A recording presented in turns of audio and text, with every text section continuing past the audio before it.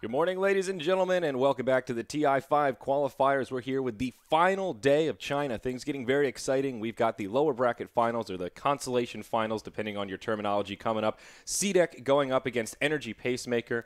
This is all or nothing, best of three, elimination on the line. I'm joined here by David Parker, and on the other side, we've got Base Kip and Sheever. How's everybody feeling today?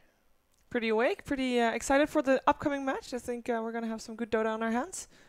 It's the last day, right? So it's all down to this. I'm Yep. definitely excited to see how this goes. If you've got the pocket strats, now's the time to bust them out. Well, EP had some yesterday, so maybe I don't know if they have any left, but we'll find out. The cool thing about today is first game, whoever wins is going to Seattle. Second game, whoever wins is guaranteed to be playing in the main event of TI, not the wildcard matches. So a lot of importance on every match today. Yeah, definitely. Especially this match, like you said. Even if you don't make it through the wild card, getting that trip to TI is still quite valuable for these second-tier Chinese teams. So take a look at our teams here. We've got Energy Pacemaker on one side of it. The old chicken. The killer face. He's been good. His Wind Ranger was yesterday first banned every single game. There's a lot of respect shown towards this player, but it's not all about him. This team to me is more about their funky strats, weird drafts. They had a 5-man Death Ball push with Undying Jakiro Viper yesterday. Then they had a Draw Ranger Viper game, which is less of an unexpected strat, but it's very much like a niche strat which can just win you games. Mm-hmm.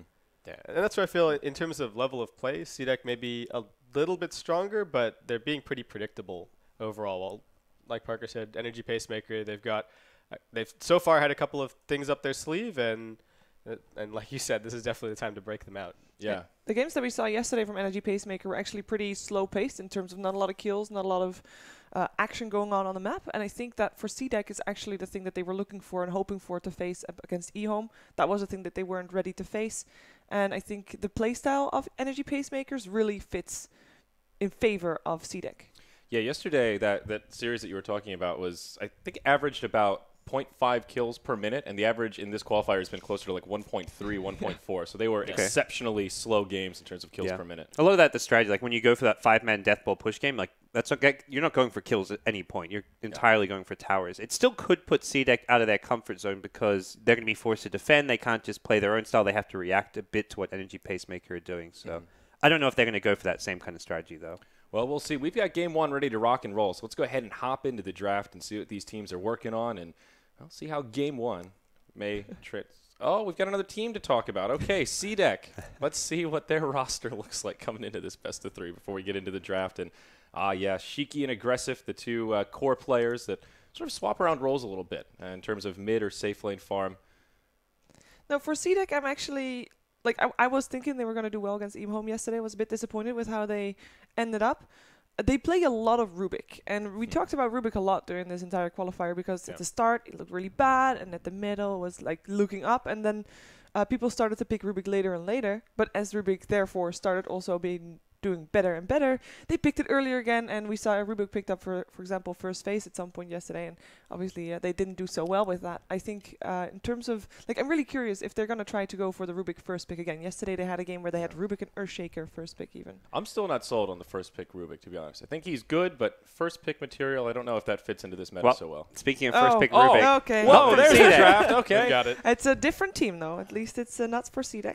All right, well. And they did get their Drow, so that's it's a good one for CDEC Aggressive. had first pick, so they left the Drow in the pool knowing that they could snag it up first, and without a doubt they take it. Even without the Viper, they could have gone for the Visage, but it seems the Chinese teams, or at least the teams in this qualifier, kind of staying away from the Drow Visage and just going for kind of strong 5-man push around the Drow Ranger, not even including kind of the Familiars and the Visage split push. Yeah, I like that CDEC banned out the Wisp as well as the Viper here. We've seen actually a fair bit of Wisp play in this qualifier. There's a handful of teams that really run it a lot, and Energy Pacemaker is certainly one of them if you leave it in the pool. Undying Clockwork, no surprise to see those two taken out by EP on the Dire. I'm still expecting CDEC to go for the Visages if Energy Pacemaker doesn't ban it out, though. We've seen a lot of Visages banned out as well as Drow Ranger. Yeah. I mean, we've seen just some first fan phase bans on Visage because he's a standalone great support on this patch, even without a Drow Ranger. I'd be surprised if they let it through. Now, the Shrek in the first phase pickup is also kind of nice. I like it picked up with the Rubik because it has some great synergy there. But are we expecting this to be a core Shrek or a support? Because we know that it's been played as both during this entire qualifier. If it was CDEC, I feel like I'd immediately say that it was going to be core, but I'm not 100% sure for Energy Pacemaker. My gut says that it might probably just be a core Shrek here. That has been, I think, the Of the two, I think that's been the more popular option between playing at core and support. Yeah, I would agree. I think the core is definitely a lot more scary, as we've seen.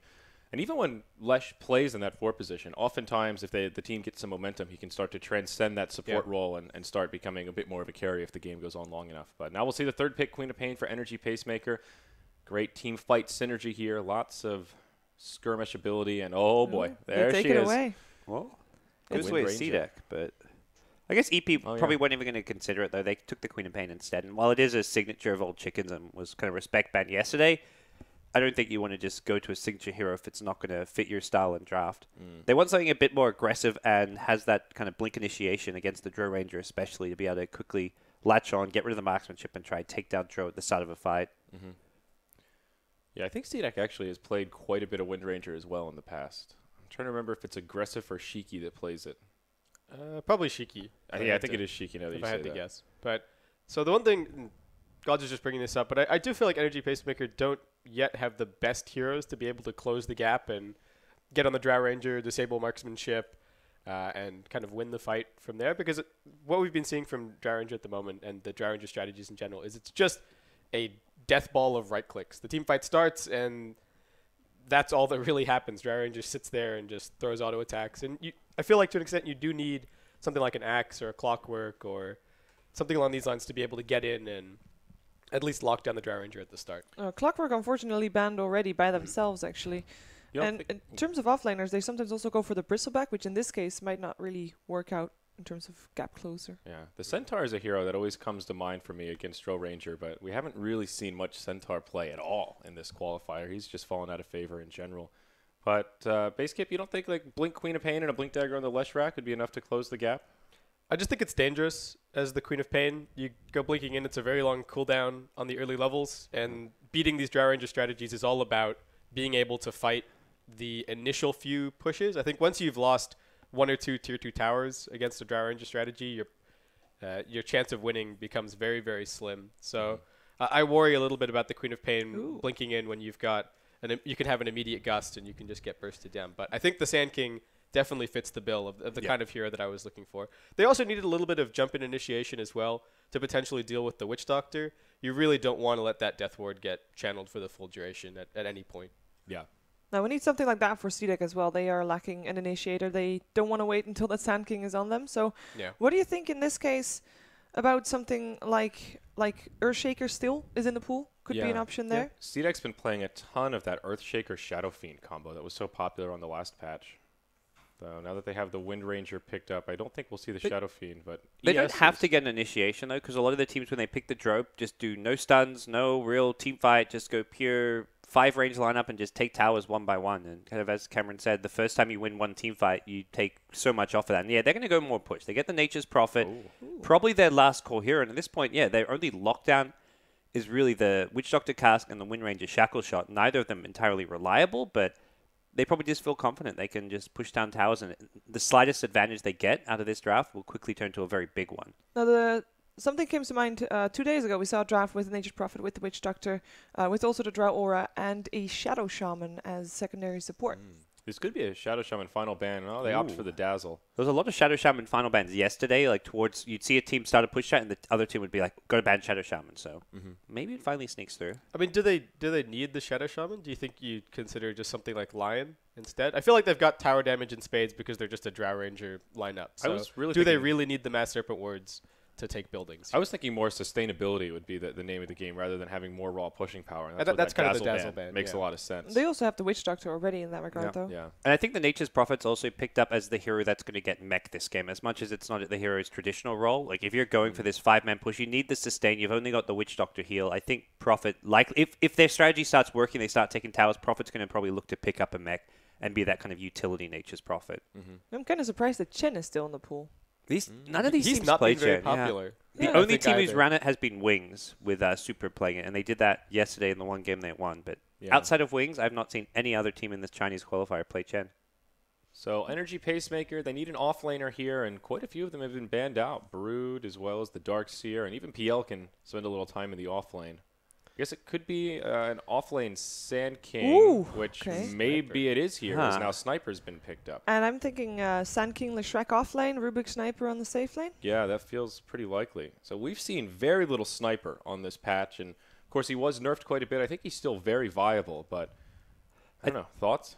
I think it's like the old school, how do you defend your high ground against this push? And Sniper's one of the better heroes to do so. In some ways, you just put down the shrapnel and just right-click away from afar. And this is where not having that good blink initiation or any initiation on the CDEC side is kind of hard because you haven't got any way to close the gap and get on top of the Sniper and kill him. Unless you've got a huge item advantage and can just run at the buildings and ignore the Sniper or just run right at the Sniper to scare him away, you're not going to be able to deal with him too well when you're trying to push high ground.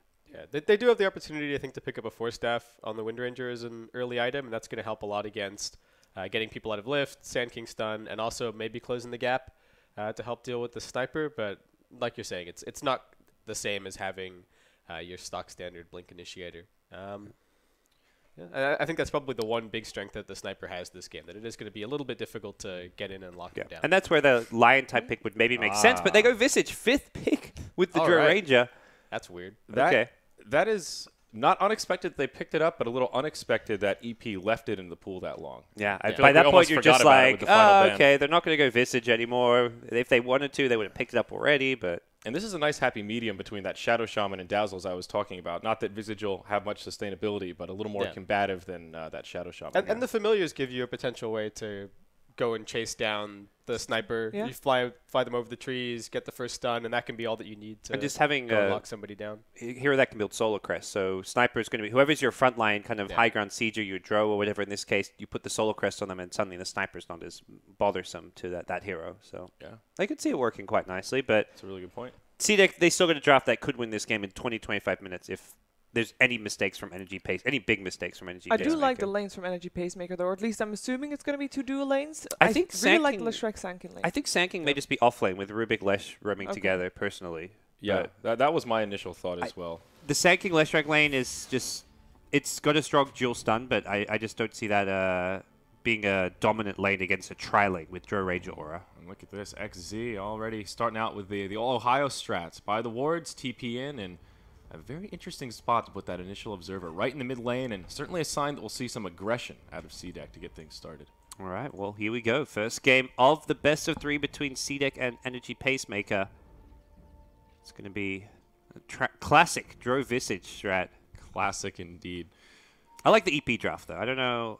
Really? I don't think they, by no means do I think they've outdrafted CDEC, but I think they've got the right kind of draft to deal with it. The Sand King pick, the Sniper pick, both heroes I think that could be suitable for dealing with what CDEC have put together. Yeah, I don't think EP have a huge late game advantage, but I think this game will get a lot easier if they can live past that 25-30 minute mark if CDEC can't break high ground by then with all of this pushing power. So the onus is definitely on the Radiant side to keep the aggression up, keep this game high octane, and do as much damage early on as they start to reach that power curve. We could see an early first blood, potentially. Both teams kind of dancing around in the Radiant jungle, but not yet finding the way to initiate. Sand King goes around the backside. Only a stun on 1, but aggressive. In some trouble. Leshrak with a stun on 3 as well. It looks like it's CDEC that's on the back foot, but no, Sand King gets low. He's the first to fall. Aggressive gets the kill, then goes down to the Sniper, but it's not over yet. Rubik isolated and on the run. He's trying to fog in the trees, but hey there, ho there. Garter's on the other side. It's a 2-for-1 as CDEC find the advantage. Wow. Sand King missed. He hit 1 hero with the stun. He was trying to go for, I think, 2 heroes with it. Should have probably just gone for the Wind Ranger, who was the most out of position because he went for the backlines, and no one else could get to the backlines apart from a Leshrak stun. Yeah. Rubik hit a full hero stun with telekinesis, but didn't even matter. Yeah, though Lesh had a 3-hero stun on the Split Earth as well. If SK could have connected on 2 or 3 heroes there, that would have been a lot different, and EP, I think, would have found the advantage. Now, Sniper did get one of those kills, so that makes his life in the mid lane just a little bit easier. Sniper versus Wind Ranger here won't be... It's a probably kind of even matchup between the two. I think Wind Ranger even has a slight edge as far as being able to harass a lot, and that's why that ward was planted there. There it is. XZ snipes the courier with the help of that mid lane warden. Yeah, no cargo, but that's a victory right there. 1 minute in, no courier. That makes this Sniper's life now very difficult. And he's going to hang out in the mid lane and actually rotate through. They can have a kill here. Shackle Shot will connect. Old Chicken on the run. A TP rotation is on the way. They will not commit for the kill. Oh, it's just off the mark with the power shot. Rubik telekinesis Shiki back. And that could have been dangerous, actually, if Old Chicken got reinitiated on. Now back to the bottom lane. It's a kill on the Leshrac. There's action all over the place. It's an aggro tri-lane from the Dire side right now. And it will kind of backfire, at least thus far, as Visage picks up a kill. Joe Aura, man, in the early game, that's only like plus 8 damage or something at level 1, but that's 8 damage. That's enough. That's going to help just give all your lanes a bit of an edge, or 6 damage even less. And yeah. Oh boy, that's where the sniper's taking that little bit of extra damage from every right click at mid lane. The Prophet TPing in to harass him as well. Yeah, oh boy. A great read from CDEC as well. As soon as they saw that Rubik TP, they got a lot more aggressive. That's when they started pressuring the Lesh, and of course, in a 3v2 scenario, they've got the advantage. But EP, an early smoke utilized here by their 2 supports. They will leave the Sand King by himself in the off lane, and they'll rotate mid. Looks like they want to put some pressure onto Shiki's Wind Ranger. Not going to be the easiest kill. 2 level 1 supports. They'll have a shrapnel or 2, but this is all it's going to take is maybe a TP from someone like a Witch Doctor with cast to turn this one around, or at least keep the Wind Ranger alive, it feels like. Yeah, very ambitious rotation here. The Nature's Prophet could be an easier gank, but the positioning in the lane is not going to make that possible. He's hugging that tower, and there's no easy way to really wrap around. Looks like we will have a quick pause, though, as Nature's Prophet needs something. Yeah, and I think Wind Ranger was the hero they wanted to go for, but now it's like, well, the lane's pushed up too fast. Shiki's positioning was close to the trees on the south side, so you weren't going to kill him. So they'll change direction towards top, but this is not the kill they want, and it's not even a kill they're guaranteed to get. It looks like Rubik's trying to just hope for a courier snipe of his own, but this is very just ambitious play from the 2 Dire supports. And this is costly as well. When you have 2 roaming supports that are out of lane, not getting experience, that means the Sand King's getting zoned out. You see how far back he is in the lane trying to block and just get a little creep-equilibrium going his way. He can't really farm, can't really get the experience that he wants, and these 2 supports will also be very underleveled. It looks like they will not find the courier too easily. Coming out now, but it's about to be 3 minutes, so they could upgrade it. He's keeping it on the south side as well. This is... Yeah, he's well aware. Yeah, look at this positioning. They know exactly what's going on here. He's not even going to... He may not even send it out further. He may meet it like back near tier 2. No?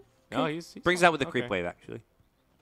I like that move, too. Yeah, I guess feeling a little more safe knowing it's past 3 minutes, you can be perhaps a little more liberal with the positioning there. So now they rotate up top. XZ takes the Shadow Strike from Fan. Now they move in. He's trying to hide in the tree line. Can they find him? He TP's out. That was a smart play. That's Queen of Pain gets that aggro on you. You know those extra heroes are coming on in. And now bottom lane, they go in Sand King, who will be forced to Burrow Strike away. He's getting some okay experience out of this lane, but that's about it. Yeah, 3 last hits, level 3. I guess not too bad given that he has been left on his own. But, of course, the Drow Ranger getting all the space she needs. Now, it's a safe lane co-op in the top lane. We haven't really seen her much as it's basically been a farm fest up there. But thoughts about Queen of Pain in the safe lane rather than Sniper? I think it's okay. It's more of a lane dominated. Sniper actually kind of excels in the mid lane just by the nature of it's being such a close distance between the 2 tier 1 towers. It's a lot easier to use Shrapnel to maximum effect.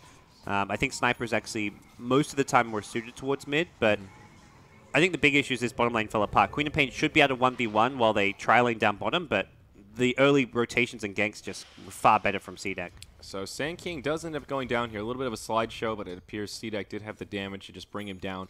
Less rotation, just a little bit too slow. Uh-oh, Courier flying into the mid lane. They'll just go right for the hero. Sprout from XZ. No Quelling Blade. Wow, a Quelling Blade on the Sniper. I think it arrived on the Courier and saved his life. Oh, my. With the extra Wraith Band. That is a little bit lucky the way the timing worked out there for the Sniper, I have to admit. Shiki getting low, but he'll be just fine.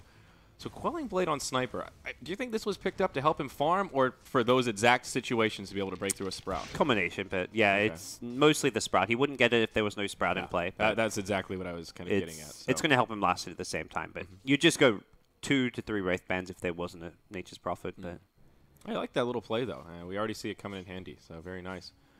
Joe Ranger, level 4, halfway through, and looks like a pretty defensive build here. No Frost Arrows, just the 2 value points, and I believe she's put the others in stats instead of holding on to them. Yep, 2 in the early attributes, so just trying to beef up and be a little beefcake. Yeah, this is your kind of early to mid-game drought push. You just mass stats and get a couple more points in aura later on, but yeah, this is going to be hard to deal with CDEC's good start. The other thing is once Drow can kind of rotate in the jungle, maybe pick up a Morbid Mass, that's when Visage takes over the lane, and then you've got a Visage, you can hit a fast level 6, get a fast Medallion, and from there you have easy Roche taking potential and just have the Medallion on your side as well for pushing as well as team fighting.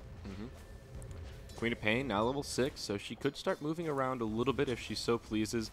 With the safe lane quap, I feel like the rotation timings are really key. There's value in staying in the lane to farming that Orchid if you're getting close to free farm, but at the same time, you want to utilize that ultimate kind of as much as you can early on. That's why Queen of Pain has picked up a TP, but you've got to wait for like a dive to come your way or see an opportunity because they haven't got the Rubik Leshrac kind of your initiators. Maybe they'll go for a smoke gank at bottom and then Queen of Pain TPs in as some backup damage, but so far the support hero for EP has not done much. When you have a Rubik Lesh, you're hoping for some early ganks, some smokes, some early pickoffs, but they haven't been able to find anything with them. Things slowing down a little bit here. Only 6.5 minutes in. 4-1 as CDEC have found the hero kill advantage, but it looks like the farm distribution is actually pretty even here. The Sand King has now found himself 14 last hits. He's rotated into the jungle, if I'm not mistaken. And level 5, 3 points in the Sandstorm. 1,000 gold. At this rate, he'll have a Blink Dagger at a pretty decent timing, probably around that 9-10 minute mark. Yeah, and I think this is the right move. You want it. His Blink Dagger is going to be key for stopping pushes, for breaking the distance against the Dro, and just finding kills. It's going to be like the Sand King, Queen of Pain ganking duo, while the Leshrac maybe farms a bit, the Rubik kind of joins up with them. And I think if they can get that Blink Dagger on SK as close to the timing when CDEC wants to start 5-manning, the easier it'll be to defend. If you can have an Epicenter Blink Dagger ready when those first Tier 1 towers are going down, you can very quickly cripple that push and start getting some momentum yourself, especially when you look at all of the other team fight abilities that EP have with the Sonic Wave, the Shrapnel.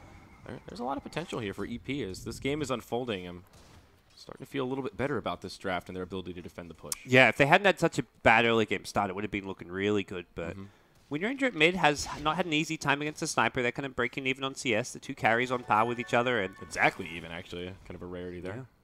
Yeah. Nature's Prophet isn't getting too much in the way of farm. You wouldn't expect that. And this is a Nature's Prophet who's likely to go for those more utility items. As mentioned, items like a mech has picked up treads just to tank up a bit, be able to gank and push with the team. But I think it'll be like a treads, Magic Wand, mech kind of build.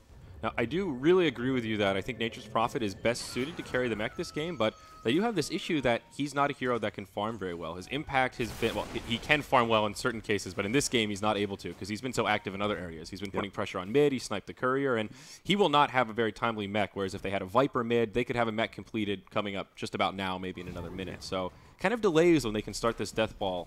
Well so you would think, but they're going to have a go at it.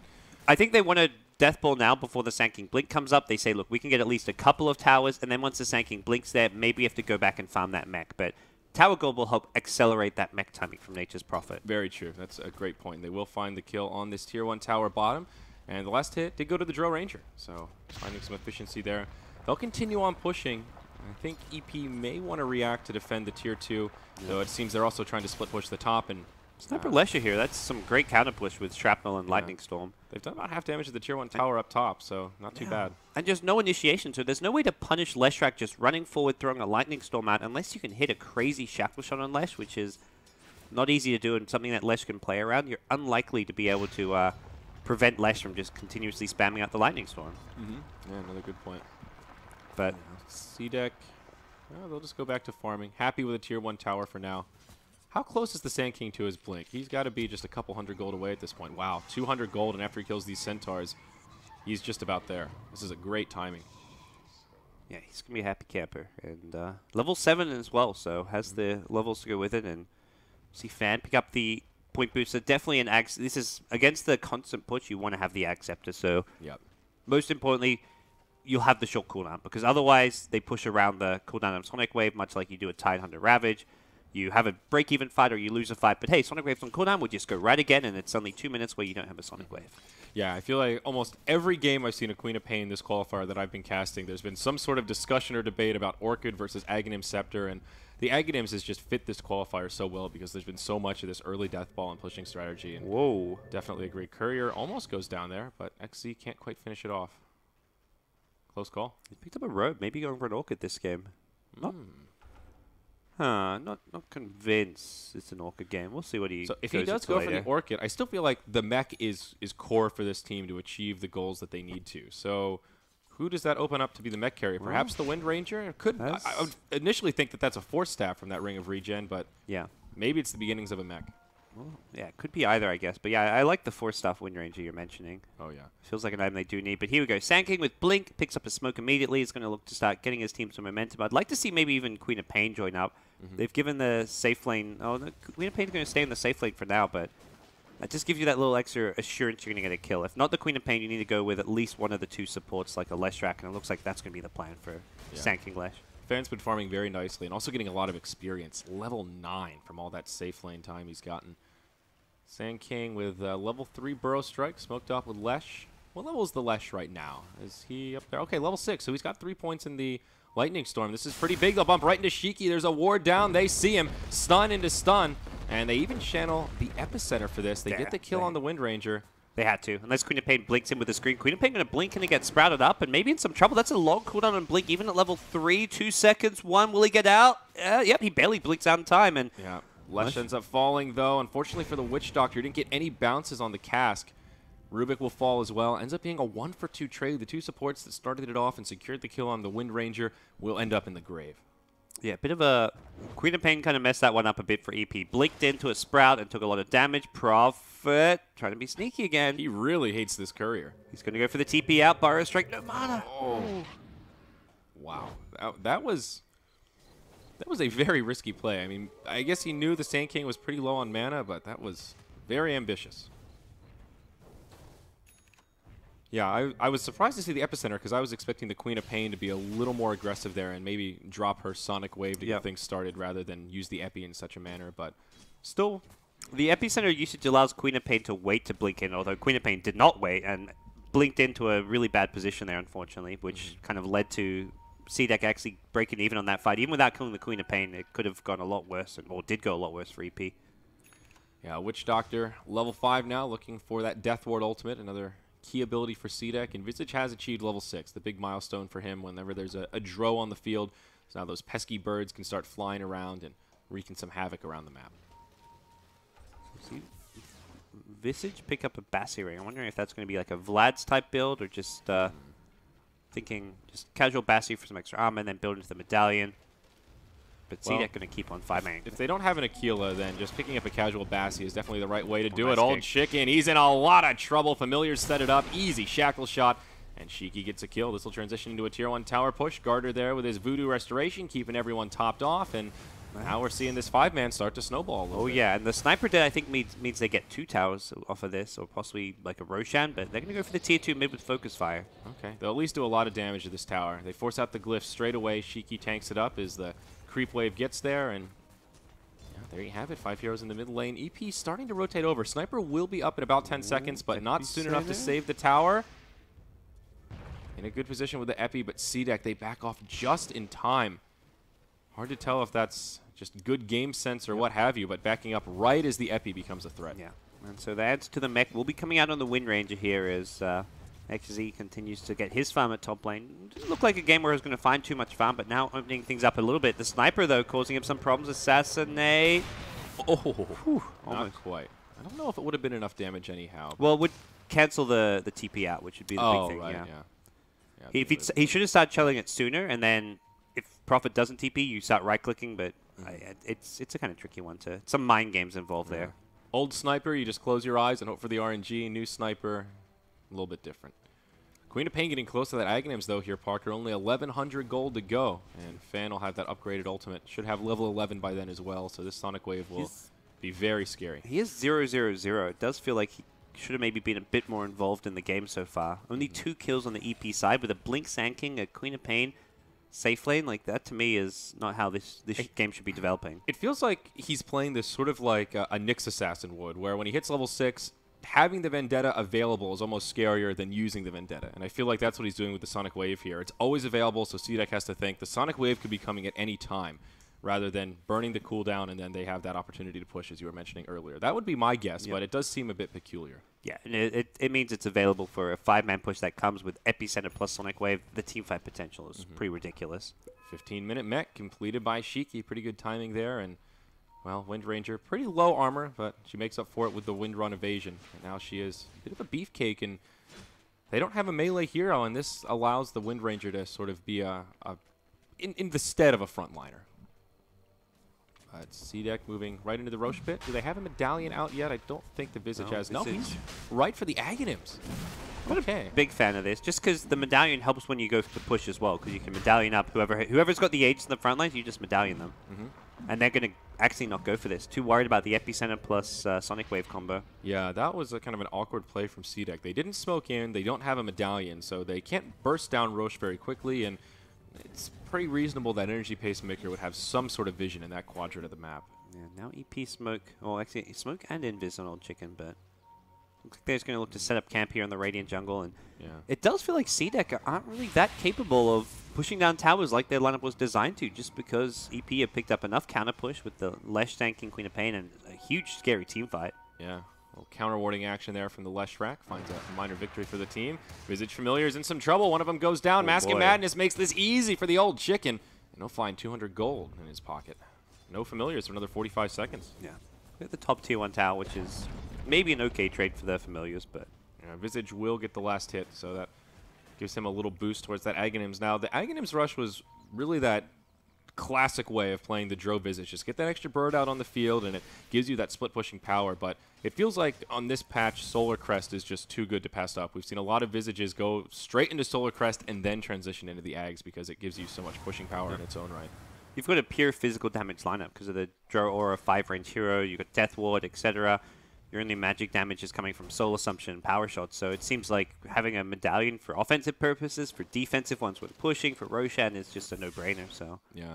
And the Solar Crest as well, fantastic. Yeah. Prophet not going for the Orchid, but instead the Blade Mail. This is another kind of a classic build. We don't see much Furion these days in general. This is a great combative, gives him a lot of really good stats. The great thing about the early Blade Mail is it's value town in terms of the stats it gives you without that recipe upgrade. So. Dro going to build into BKB, and this is where you say, okay, our lineup, we got to push really. I mean, you can kind of go late game with Wind Ranger, Dro, Nature's Prophet, but the team fight, you're going to get outclassed in until you have BKB. The Nature's Prophet gets Blade Mail, which is, while not a BKB, works in a similar way where people don't want to use their Epicenter into you if they're going to take all the damage back through Blade Mail. Yeah, that's a really great point, actually. But speaking of the Epicenter, they jump on Shiki. The upgraded Sonic Wave debuted here at the 18-minute mark. The first one we've seen from Fan. He gets on the scoreboard.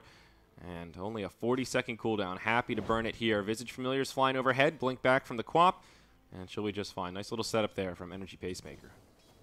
Energy Pacemaker just seem to be the ones in control. I mean, they're down 4 kills, but CDEC, considering how many early kills they got, have not been able to take anything beyond Tier 1 towers. Although they may be able to find Lesh here. Hasted aggressive. Yeah, that's a dead Lesh. Nothing he can do there. Just a Lesh, although if they get the sniper, that's a big one. Now there's another one on the way to try and support. Can Old Chicken find the jukes in the trees? He's trying to fog, but there's your clear vision. Out comes the Sprout. On the backside, Rubik's on the way, but Gust from aggressive. That'll shut him down pretty quick, and it turns into a disaster here for Energy Pacemaker. Fan will finish off the Nature's Prophet for a little cleanup, but still a triple kill for XZ. And Sniper in the grave. Yeah, got Rubik with the ulti as well. That was... Sniper just really deep, didn't have a TP out, and completely trapped and surrounded there. That was kind of unnecessary kills. The Leshrac is one thing, but the two on top of that. Even though it's a 1 for 3, though, the Queen of Pain got a lot out of that. A solo kill, gets all that experience, and shuts down the spree from the Nature's Prophet. She's now #1 on net worth, and honestly, I think that's not the worst thing ever for EP.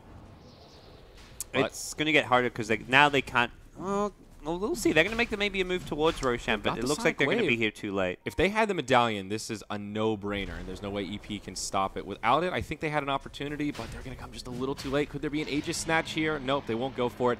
And Shiki will secure the Aegis of the Immortal for himself on the Wind Ranger. Yeah, they were close to it, but that's just where not having a medallion there seems really foolish from CDEC, but they didn't get punished. Unnecessary risk from CDEC, I would say. Yeah, like you said, they don't get punished this time, but... works out. So Visage getting close to his Aghanims, about 1,000 gold away. And what's Garter working on? Is he rushing at Aghanims himself, or has he been forced now? The Witch Doctor. He's kind of poor. Yeah, he's got the urn. He's going just for the Glimmer Cape here, looking for the more value item so that he can just survive rather than go for the big damage. Kind of playing that 5 here. And that urn's nice because once you start pushing, if you get a kill or two, you have that long sustain for someone who's getting focused and burst down. But for the most part, it's going to be probably looking to take some Tier 2 towers while they've got the Aegis, and just be careful about fighting and pushing around the big ulti team fight. Sanking really wants his level 11 at this point, though, and that's something which, without CDEC, maybe feel confident they can push down some Tier 2s. They're starting to group up towards the mid lane here. All Tier 1 towers are down. There's only 2 Tier 2 towers remaining. They took out that access point in the mid lane, and Thinking about it now, that probably did make things more difficult for EP in terms of contesting that Roche. They had to TP to the bottom lane or run, and of course there was the ward on the high ground. So if you port to that tier 2 in the bottom lane, you get scouted out straight away. Now CDEC will rendezvous in the mid for a smoke, and it looks like the rotation will be straight into the enemy jungle. Yeah, they probably want to get down that deep cliff ward and just gain map control as well as push the tier 2 tower. Like, take a fight, push the tier 2 tower, but bare minimum they're going to want to get down a deep ward here. And yeah, they're even pinging it out here, saying let's put down some wards. There's a sentry, but Preemptively sentryed, I like that. without vision, they're not going to maybe get that D ward right away. I guess Queen of Pain, Sand King, someone can blink up there, but we'll see if they have the window to do it. It looks like CDEC are pretty comfortable just stocked up in the jungle for now, clearing out the neutrals and hoping that someone on EP will make that fatal misstep to venture into their own jungle looking for some safe farm. yeah, and this top tier 2 tower is pretty much impossible to defend with the high ground ward for CDEC, so I think CDEC are pretty suspicious that there could be some vision up there. They're trying to bait with the Nature's Prophet, and Dire team do not seem to be falling for it. Instead, they'll make the right call to just split push the bottom lane and find a tower of their own, making the best out of this situation. yeah, not. So CDEC can either just go for the high ground push or they're going to come back and defend. They're not TPing back right now, which means they're going to look to push high ground. They're going for it, baby. They're going to look to force TPs back, or ideally get racks here, but there's no real guarantees that's going to work out. But they at least want to force EP to commit all 5 heroes back to defend and stop the split push at bottom. Well, Treants on the high ground will get a little bit of intel, and all of EP rotate back. So they do achieve that, and like you mentioned, they see the rotations and head right back to safety. Yeah, Visage did a really good job that fight, using the familiars over the trees where the Sand King was kind of hiding, ready for a blink epicenter or blink just a blink burrow strike. So nice bit of play there just to make sure they don't get caught out. But they forced the five rotations back to base, or I guess maybe 2. There was only 2 heroes split pushing bottom, but that just opens up the map for CDEC now to go back to farming, get a few more core items, and really start getting ready for that high ground siege, which they probably feel like they're just not quite ready for item-wise to go for. Yeah, absolutely. They are getting there, though. BKB now completed on the Dro Ranger. Shiki closing in on that Aghanim's just a couple hundred gold away. And they've even got a Necro Book now on the Nature's Prophet. So the big items, the pushing tools, are starting to come out onto the field. Sniper, still not that scary. Mask of Madness Yasha, not a bad kit, but still needs a little bit of me time before he really hits that critical mass. Mass, rather. Now they're going to swing bottom, so go for another tier 2 tower. They don't have the ward up just yet anywhere near the bottom lane, and it looks like EP may consider defending this one. Level 11 on Sand King's the big thing, but we've seen it's kind of hard for Sand King to find those good positions in trees to get off a good epicenter because of the familiars. And that's going to be the key thing for CDEC, is just constantly scout out trees with power shots, with sprouts, with familiars to make sure they don't get caught by surprise by a Sand King. You can see here even aggressive, just swinging through the trees to make sure nothing fishy is going on. Yep. Of course, they see the Sand King here get scattered out by the power shot as all the minions start to move into the tower. The Aegis of the Immortal will be expiring very soon here. I think it's less than a minute until that thing's down. Shackle shot on 2, though. Leshrac taking a lot of damage. Gus to follow up. That'll be the end of the Goat Man. The rest of EP just back up towards the base, and they cut their losses and say, we just need to hold the high ground, gang. There's no buyback available on the Lesh, so if CDEC wanted to force the issue here, they could have a window of opportunity, but they will not go for it. Instead, they make the safe play, happy that they've now taken out all of the outer towers. Yep. The Aegis, I think, expiring kind of soon as well, so that's something they have to be wary of. 10 seconds. 10 seconds. So from there, they're about to pick up scary items. So Ag Scepter on Wind Ranger, Prophet's going to get close to his Necro 3. Though 5 minutes till next Roshan's quite the wait for them, but I think they can just use that 5 minutes to just farm up that next item or two. So here we go, gank top lane. They're going to blink in with a Burrow Strike. Queen of Pain throws the ultimate, and XC will go down. Not the biggest deal, because they just had expired anyway, so they weren't really looking to continue pushing. Old Chicken barely lives on just a sliver of HP. There is a buyback available on the Nature's Prophet. Of course, he could just TP on in, so there is still maybe a chance that CDEC can make a play here. Very aggressive free positioning. chip damage with Sniper healing at the fountain. They know Sniper has to go back and heal, and he was so low that was just free damage on the tier 3 tower. Yeah, gets down to about half health. Now an E-Blade, second item on the Queen of Pain. That is a rarity, especially given that the ultimate is now pure damage. It doesn't really play that nicely with the E-Blade.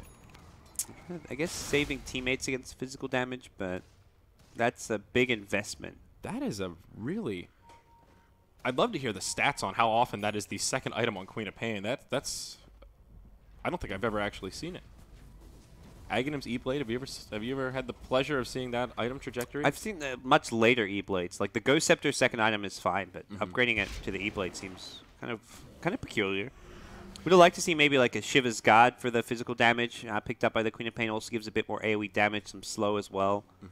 I think Shiva's might have been a nice little pickup, but I feel like there's something I'm not seeing here. There's got to be some kind of additional synergy that is just not coming to light. But most of their damage is magic damage. The Sniper, the only physical damage on their side. So use it on the Wind Ranger, the Nature's Prophet, and you can blow those heroes up a lot quicker. The Drone, unfortunately, has a BKB, which makes the Drone not the easiest or best target to go on. I mean, Aghanim's into Orchid is still a very viable build on Queen of Pain that we see pretty commonly, and it can still lock down that I don't think the Orchid target would have similarly. done much this game, though. Like, there's not many good targets to Orchid.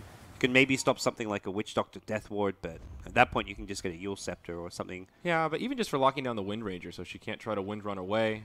Droll already has a BKB, so I guess not so useful there. So yeah, perhaps not. To me, the really appealing item in this game would have been the Shivers. Yeah, I think so. A bit on the pricier end, but I mean, you just spent 3.3k gold on an Eagle Song, so I would say relative to the E-Blade, it's not really too much more. Yeah, you'll just maybe needed another 1,400 for a plate mail, and you're there. Well, here we are. Energy Pacemaker holding up the high ground as CDEC are smoked up as a 5-man squad, rotating through the mid lane, looking for a straggler that may be outside of the base, but they will be sorely disappointed as EP are positioned appropriately at this stage of the game, anticipating that CDEC want to break high ground very soon. This is about that window of opportunity where you want to do it. 30 minutes is a good rule of thumb time when carries start to take over, and Sniper will very soon be approaching that critical mass territory. Well, critical mass is hyperbolic, but big damage. Yeah, I like that he's going Glass Cannon. Just Yasha MKB seems like you're just going to have to be sitting on the high ground defending and hoping that you can kill people without getting jumped on. It's going to be an answer to the Wind Ranger evasion and just allow him to just sit as far back as possible and hopefully stay alive. Yeah, they've got a lot of peel as well. If the Sniper gets jumped on, there's a lot of stuns to follow up. Sand King as well as Lesh and Rubik can do quite a bit to try and make some space for the Sniper if he gets hit. Interesting dust pickup from Sand King. What's he got dust for? He just like flew some dust out to himself. Witch Doctor, Glimmer Cape. There we go. Yeah. Garters picked it up. Pretty scary item in the hands of the Witch Doctor. It's a very similar mechanic as the Lothars with the ultimate, so you can sit there invisible. If there's no detection, then I guess Lesh could still interrupt it, as could the Sand King, but easier said than done when you don't know exactly where he is. And EP just want to keep finding pickoffs. Deep on the map, it just slows down the push. Even in the Nature's Prophet, means that, hey, that Necro 3, which is now online, is not there for the 5-man push of CDEC if you can find this pickoff, but yeah, we'll see if it works. It's already worked once or twice on the Nature's Prophet, and that's where at some point Prophet has got to just kind of read exactly what EP are trying to do, which is go for those kills. And yeah, Prophet's walking back to base and will join up with his team later on. It feels like CDEC may just be waiting out the next Roshan timer. They're being very passive right now, and I think they really want the safety of the Aegis before they try and just charge up to the high ground. Of course, they want to find a pickoff outside of the base. That's the ideal way to do it. Maybe they can do it now. XZ comes in. Shackle Shot connects on the old chicken. And Rubik locked inside of the Sprout. Oh, the Sniper's down. No buyback on him or the Rubik. All of a sudden, it is scary for EP. Yikes. Yeah, they're going to swing bottom. Necro 3 up and everything. Oh boy, good luck defending. And all they used was the BKB on Drone Ranger. It was her 10-second BKB charge, but they still have all of their ultimates here. They've still got Visage Bird, still a Death Ward, still a Focus Fire. They've got to scout the Sand King. He's going for the Epicenter. They don't scout him out. Epicenter Burrow Strike. He goes for the Visage, who's one of the tankier heroes with that passive. And the Visage lives as well. The mech's enough to keep him alive. Fan with the Sonic Wave will finish off the Visage, but he has to pay with his life. Aggressive will end that dominating streak. They get the Tier 3 tower, and now the barracks are exposed. There's no defending this. It'll be at least one lane down. Can EP minimize their losses here? It looks like it perhaps. CDEC, will they back out? No, they'll stay aggressive. There is a buyback available on Queen of Pain, and they may need to burn it here. With the Aghanims, it would be worth it. That ultimate will be cooling down pretty quickly. Sniper just about to respond, but they don't have a glyph. They need to defend as soon as possible. MKB just comes out on the Sniper. He won't have a buyback at all. He went all in on the item. Tier 3 tower down, stolen power shot, does some good return damage. Nature's Prophet is in the grave. They won't get the second lane of barracks, but they do kill another Tier 3 tower. Visage Birds will get cleaned up on the way out, and maybe they can find some consolation kills. Yule Scepter sets up onto Shiki, and okay, E-Blade blows him up as he drops the Sonic Wave. Well, they kind of cut their losses at the end. Cosmic Queen of Pain buyback, but they wiped apart CDEC and held on to their mid lane of Rax at least. I was a little surprised to see CDEC go for that mid lane. That felt very risky, Yeah. and this is exactly why right here. Roshan up right around the corner. They don't know the exact timing, but they had to have known that he would be up soon. And that was, I think, close to max respawn on the Roshan. So if they can get this and prevent CDEC from getting an Aegis, that just gives them a huge amount of breathing room. This was going to be the Aegis that CDEC could end the game off of, where they just push high ground with it. So really big mistake from CDEC, where they just feed away some lives and as a result lose Roshan. And now a Ghost Scepter up on Leshrac. So EP, of course, realizing there's a lot of physical damage on the Radiant side, itemizing very appropriately. It seems to be working out. You look at that net worth graph, and oh my, well, the experience graph tells a little more of a vibrant story, but you see that gold lead starting to plateau, and this is when the Drow Visage type strategies can start to get a little bit rocky. Of course, the split push is scary at every stage in the game, but they're losing a little bit of momentum here. I'm going to go for Pipe on Visage, which means they are going to have a Pipe. Maybe I'd even suggest going for like more like another BKB on someone like Nature's Prophet to keep him alive. Drow just wants to tank up, has SMY plus, okay, I'm going to go Butterfly, so more damage. But even the evasion could help against a lot of these heroes outside of the Sniper's MKB. You think the Butterfly is still the right call, knowing that he went for an MKB kind of preemptively? I mean, Butterfly's still great outside of the evasion, gives you a lot of damage, great agility, so the aura is that much better. Still a tempting item, but I would have preferred the Skadi, I think, just because it gives you Agi plus survivability and the strength. yeah, I would agree with that. As much as it's like, oh, you don't need the slow or anything like that, but to me, Skadi's just a great all-around tanky item. I would agree. Things getting interesting here at the 32-minute mark is EP showing a sign of life. You think Queen of Pain, will she go for the Shivas coming out next? We'll hear a Sonic Wave get burned to clear out a Creep Wave. 2,400 gold, still hasn't committed to anything else yet. Other items would be, like, if you want burst damage, you go for a Dagon or something, but I guess that does synergize well with the E-Blade. Yeah. Just blow them up. I think the Shivas is the safe option at this point. Sniper's doing enough damage-wise. If Sniper's dead, you lose your racks. And if Sniper's alive, you have more than enough damage. So I don't think Queen of Pain should feel like they're lacking damage. And the Shivas does make things a little bit easier with the Sniper in terms of the other team retreating. You can catch up with the slow. And if the Sniper gets jumped on, then you have some way to help peel and create a little bit of space for him. So Wind Ranger now with a Blink Dagger after her Aghanim Scepter and Gem of True Sight, as well as a Pipe of Insight picked up now by the Visage. Potentially kind of a game-winning item in the Blink, in that all it takes is one Blink Shackle Shot to find the Sniper, lock him down when he doesn't have buyback, and the game can end right there. So I like the choice because they didn't pick up that Lion-type hero. They don't have any good initiation. To break the base, it's going to, at this point, probably take a pick off, and the Blink on Wind Ranger gives them that potential. Yeah, that's a really good point, actually. XC, he could have a BKB coming out pretty soon, 2,600 gold. Looks like the Radiant team holding on to buybacks. I think for CDEC, if they want to break high ground, they need the Nature's Prophet to have a buyback. So if he does go down, he can buy back, TP back into the fight, and with these kind of strategies, that can be the little bit you need to tip the scales. Yeah, I like that idea. I'm also curious if they're going to just wait and farm for the Aegis to expire, or they're going to wait for another Roshan themselves. I'm wondering, just like, what kind of a timeline do they think their draft is on? Do you think they can afford to wait for the next Aegis? Hard to say. Like, the late game for EP, Sniper is obviously beastly in the late game, but he's very glass cannon. Queen of Pain has some late game potential, but you look at this Radiant side, they've got 4 heroes on 10k net worth. Their late game is looking fine with the amount of farm they have. Yeah, that's a fair point. A very even spread there.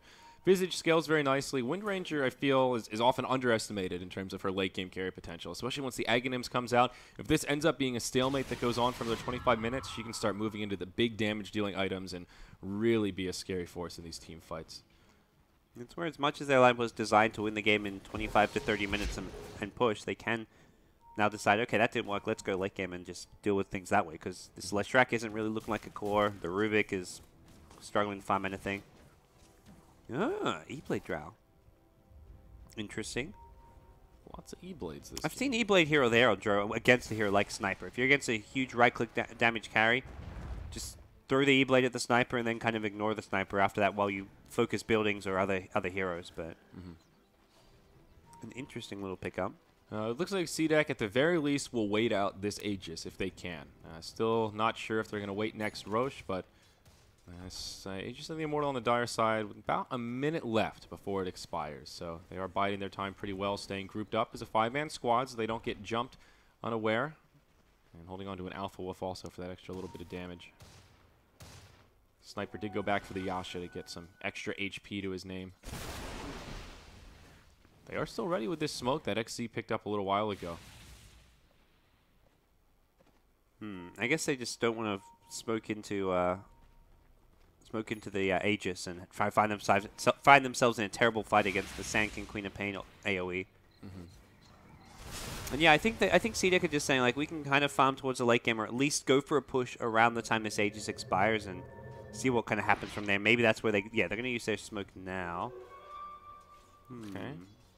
As the Aegis expires. There we go. I was about to say, that makes a lot more sense now that they are doing this. It seems like CDEC is really on point with timings in terms of ultimate cooldowns, Aegis expirations, that kind of stuff. They've just been executing very well on that front. Well, hold that thought, though, as Fan gets force stabbed out of the base. Silence as the Death Ward comes out, but the E-Blade buys him some time. Old Chicken takes a huge bout of burst damage, but no blood is shed. That results in a kill. Aggressive does burn his BKB. Now Visage gets caught by a stun. There's the Sonic Wave to follow up. Visage is down. Shiki can't mech him fast enough. Simply put, it's just not enough. They also get one of the Necro units.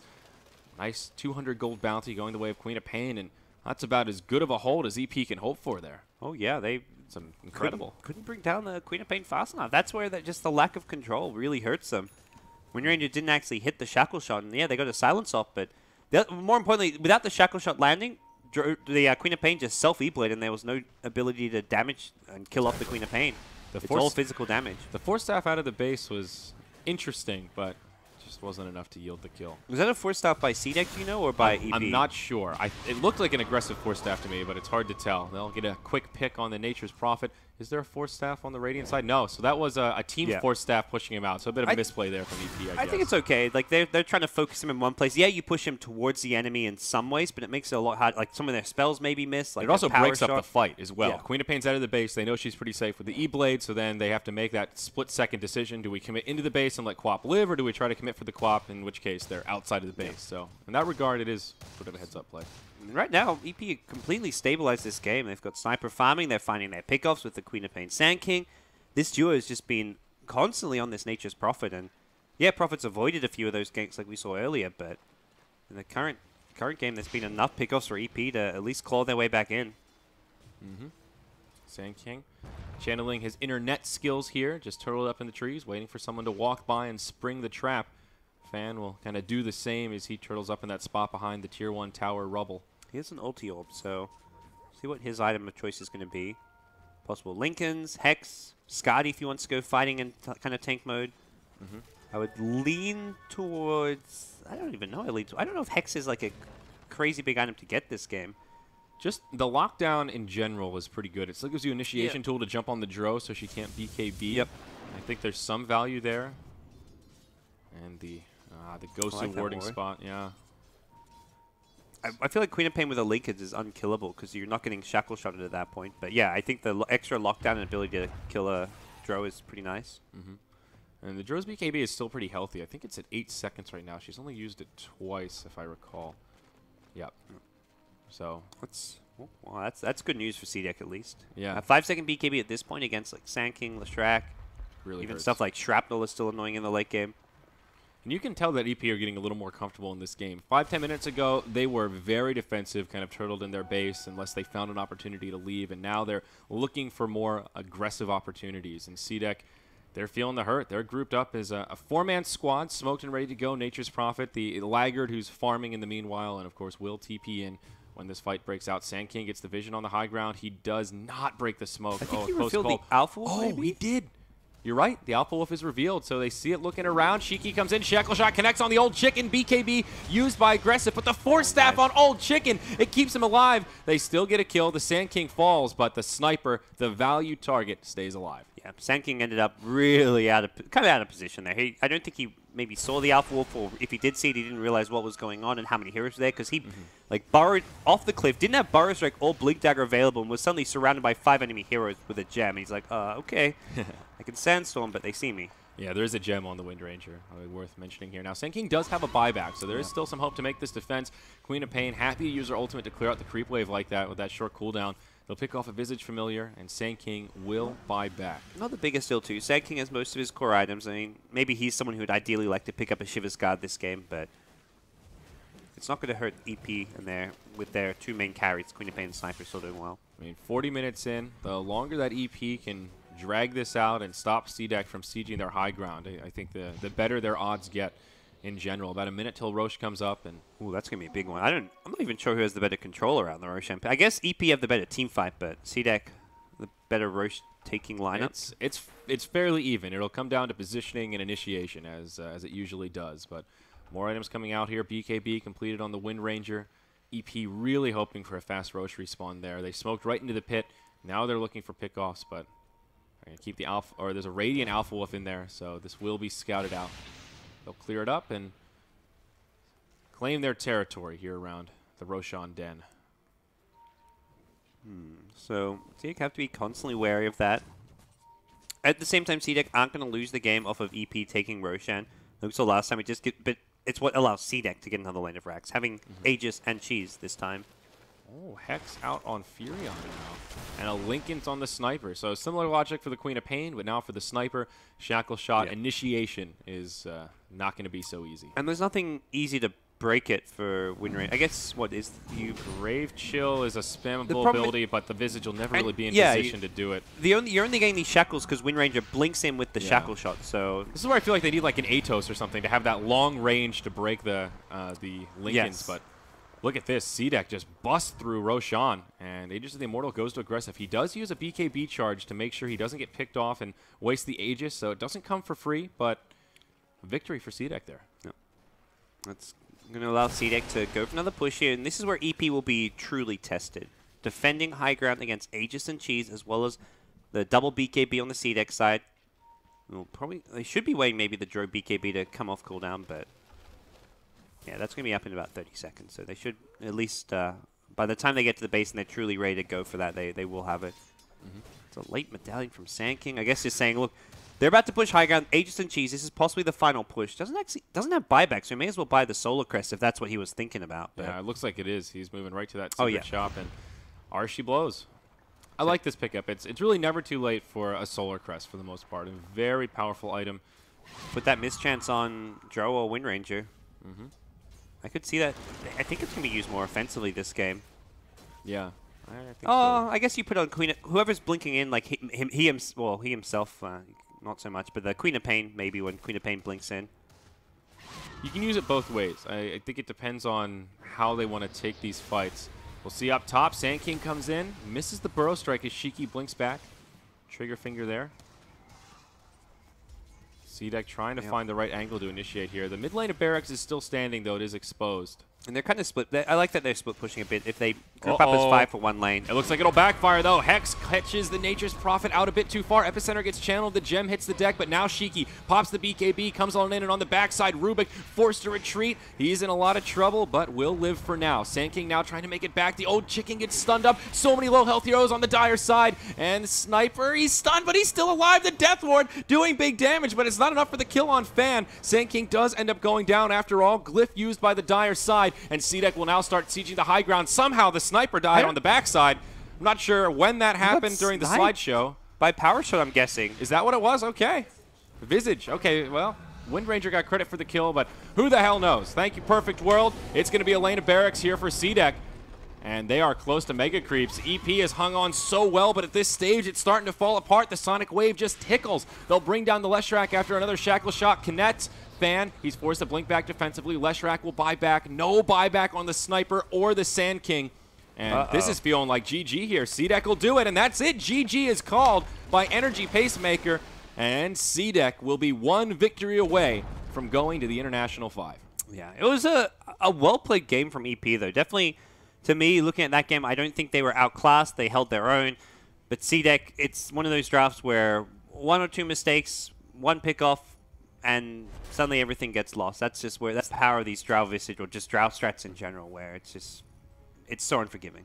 Yeah, even though the pushing strats tend to be on that timer to try and breach high ground early on, we talked about that scalability, and it just takes 1 little pick off, securing a 3rd or 4th Aegis, and things get a lot easier. But let's welcome our panel back. We've got Basekip and Shiver joining us once again.